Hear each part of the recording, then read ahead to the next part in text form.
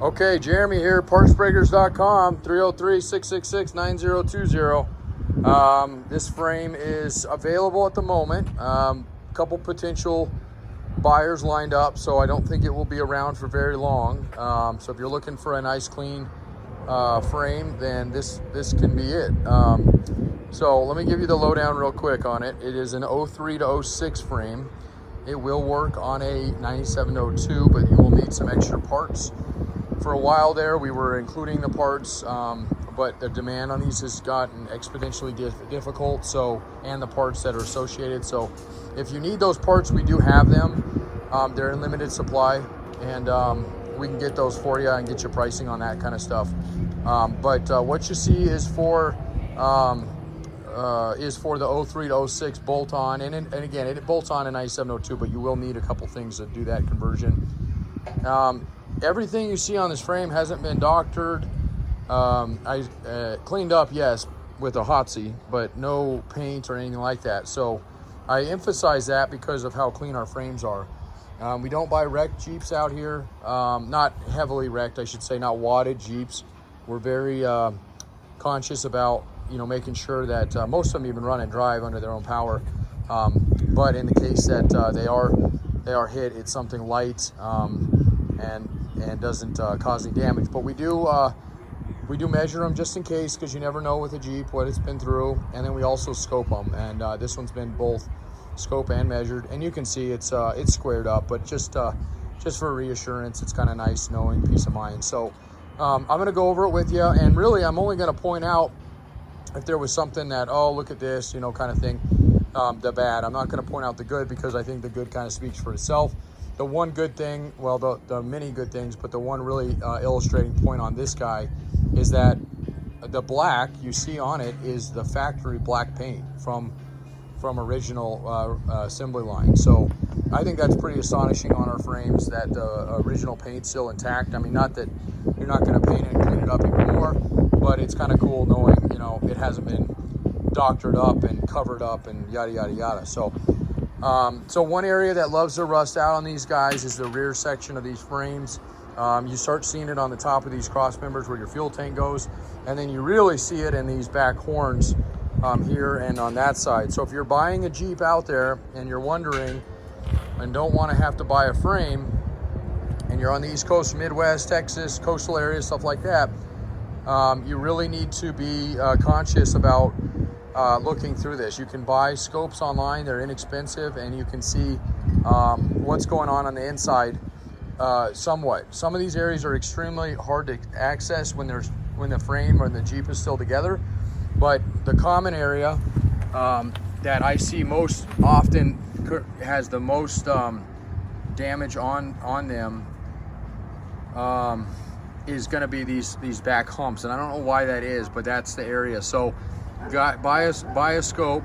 Like I said, they're less than $100. You can get we use an industrial one, but you don't need one of those. You can use a less fancier one. They'll go to your phone, and you can somewhat visualize the inside. And what you're looking for is the back of the inside of these channels.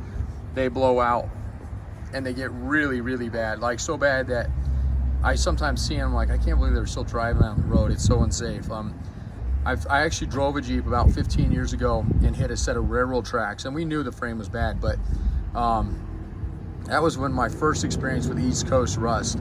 I had bought the Jeep on the East Coast and brought it to Colorado and was so excited to get this Jeep for a pretty good deal, and then I hit a set of railroad tracks, and it literally snapped the frame both places. It completely went, and it buckled the tub, so what was left of the tub was further damaged beyond repair. So I'd highly recommend not getting to that point, and frankly, it's really not safe, especially on a highway. So coil spring buckets, nice and clean. These things a lot of times will rust out on the top or start getting oxidation. These are actually really clean, both sides.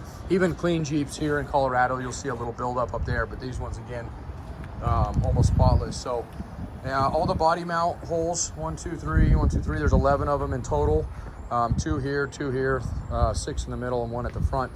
I show those because they pinch, rubber pinches there, and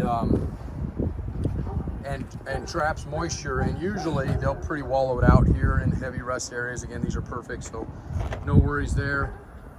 Coil spring buckets. You get a little bit at the seams. I definitely, these are fine, but I definitely would get in here, clean that up a little bit more just to get out the dirt. There's a little bit of dirt buildup that we didn't get when we washed it. And then hit this with like a Rust-Oleum or Pour 15, something that, and actually I would even fill that in. I've seen guys use some caulking, some stuff to get in there, because anything that's gonna trap it, salt or sand or whatever you have where you're at, is gonna cause premature wear down the road, and you're gonna be doing frame again. So this is one of those things you wanna do this one time and one time only. Okay, all the threads, sway bar holes here, bumpers up the top, okay?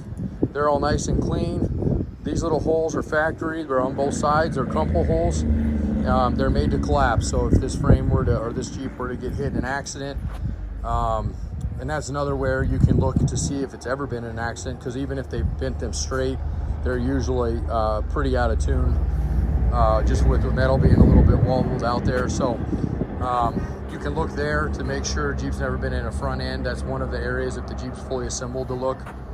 Other than that, that's about it. I'm gonna flip it over, show you the bottom. But again, no broken bolts, at least on the top here.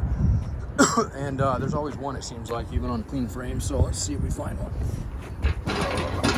And as you can see, I do that one-handed, and I'm fighting a cold right now, so hopefully that'll hold up here. Okay, so they're not, my point is they're not super heavy, okay? These bolts always break in them, no matter what. And these ones are clean, good thread, so you're not gonna have to do any repair there. These are in other areas. I would suggest getting bar pins. These are clean, they're good to go. You can use them as is. This is a crappy design. There's a fix for this.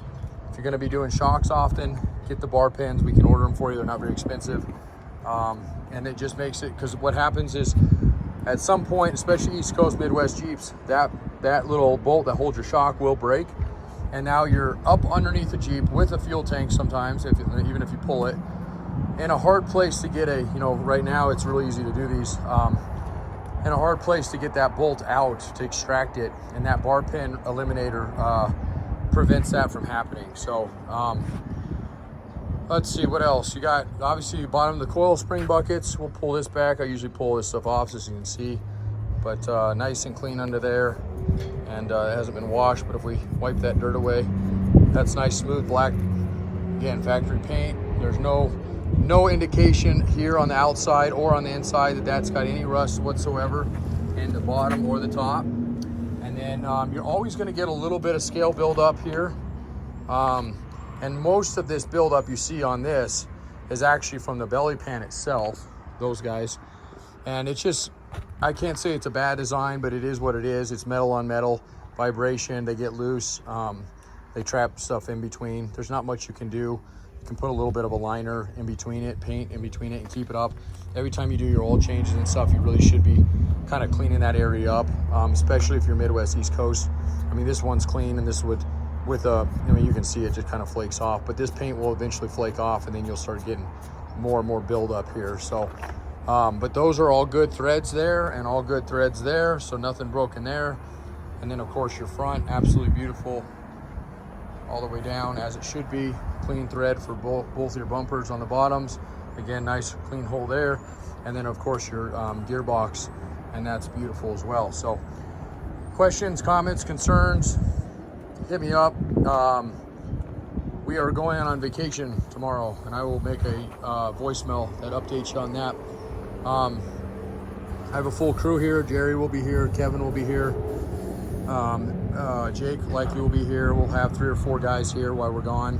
So we'll still be running it pretty much at full capacity. I'll still be running the phones for the most part, although I'll be about 4 hours behind me, and on you East Coast guys, about 6 hours behind you guys.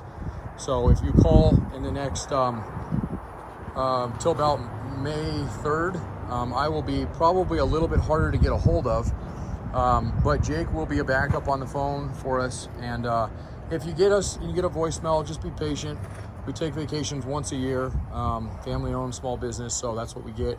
And we still work while we do them, so we appreciate everything. If you have any, again, questions or anything else, maybe you're not looking for a TJ frame, maybe you're looking for an early TJ frame, or YJ or CJ, we do it all. I'll give you a quick overview of the yard real quick. I like to do that just because it shows. We're about to gut this front area. This is our spring cells. We're swamped in the January till June month, so everything starts piling up, and then when we get slow, we'll go back through, do a complete inventory count, get everything put on the shelves, yada yada yada. I probably have 40 axles sitting out here that are all good, that need to be inventoried and put away. So if you are looking for axles and don't see them on our site, doesn't mean we don't have them. They're likely out front and we just haven't got to them yet. Engine, same thing. We got engines sitting out here, transmissions that all came in running and driving. If they don't, they go immediately to the core pile. I got a nice 302 Ford motor. We pulled out kind of a hot rod motor. And then windshield frame, seats. Let's see, this is our yard back here, 7 acres, upper and lower lot. And a lot of good inventory. This last 30 days alone, we had over 20 Jeeps come in. So, all right, that's it. Again, 303-666-9020 and partsbreakers.com. And that young man will be my backup of my phones if need be. So, all right, thanks a lot.